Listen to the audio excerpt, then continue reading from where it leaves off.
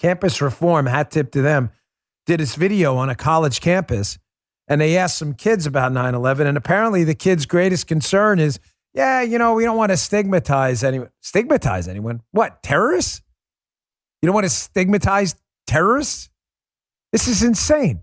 Check this out. When talking about 9/11, what do you think we should avoid? I think we should avoid a lot of more gruesome facts. Avoid talking about its roots in Islam because that was an extremist group. I think that the 9/11 attack should be taught in a way that doesn't really target more who did it, but more how we can move forward and different healing processes that we can go through to make everything good again. So you don't think it's important to know who was responsible? I do think it's important to know who is responsible, but I also think it should be noted that their religion is not the only thing. Avoiding kind of placing blame, because when you get to the more specific factors that were at play, it kind of opens the opportunity for things like Islamophobia and ideas of American exceptionalism. I mean, are we condemned to relive this over and over and over again, history? I mean, why teach a serious question? I'm not kidding. What's the point of teaching history?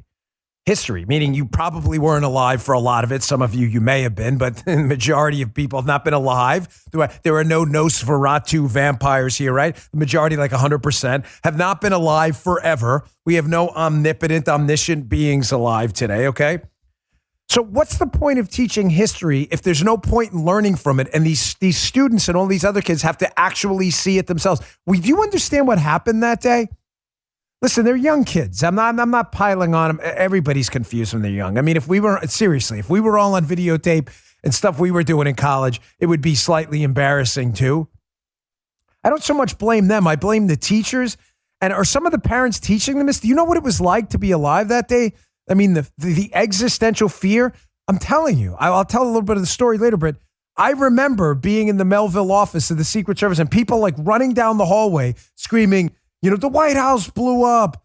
Times Square's under attack. Everybody thought everything. There was a story. I'm not trying to be, there's nothing funny about this, but my uncle, God rest his soul, he lived in Dothan, Alabama. And he was telling my father the story that somebody in the store, they were in a store, a grocery store. And, somebody had said to someone else in the store that they bombed Afghanistan, and somebody in the store heard they bombed Sam's Club. So somebody put over the thing in the grocery store, they bombed Sam's. It's not funny.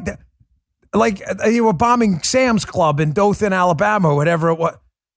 That was happening that day. Everybody alive that day remembers, the fear was just, it was like a rainstorm you couldn't get away from. I'll never forget looking in the parking lot of the JFK office of the Secret Service when we went into JFK Airport to get closer to the city, and seeing this agent friend of mine, I'll leave his name out of it, obviously, with a Remington 870 shotgun, loading rounds into the tube with his Secret Service body armor on, with the jacket over the top, thinking, We never did that. You don't load weapons in public.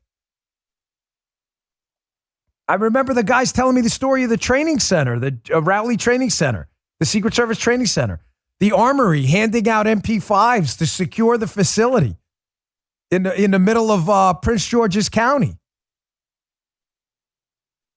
Are we condemned to relive this over and over again? Are these teachers not teaching these kids who attacked us and why? I ask you, and this is an important question. If these kids, if their assertions here, these young men and women are true, that, we shouldn't focus so much on why they did it, where else does that work? If you're in a business, right, and you produce widget A, and widget A does something special, and widget A doesn't do that, fails, and costs the business billions of dollars, do you just move on and say, let's not see what happened, folks, or why it happened? Of course you do. You have to find out what happened, what went wrong, and why. Why do we do that? We do that so it doesn't happen again. People who have 0-16 seasons in the NFL don't say, oh, let's just move on. The end of the year, they go, where did we fail? Quarterback, cornerback, linebacker, running back was soft. And they diagnose it and fix it. And I'm not knocking these kids. They're confused. Really, it's easy to pile on. It's the teachers more. But are we condemned to have to relive this? Is this what humanity's come to? If we don't personally experience all of the scourges of humankind again, that we're condemned to repeat it because we'll do nothing to stop it because we don't want to know what happened? To the young men and women who listen to my show, thank you. You're always welcome here. But you don't want to relive that. Trust me, you do not want to relive that. Wasn't like being in a movie. It was real. It was real. And nobody knew who was dead, how many were dead, when it was going to stop. You don't want to relive that. You don't want to relive driving home on the Long Island Expressway the day after from work.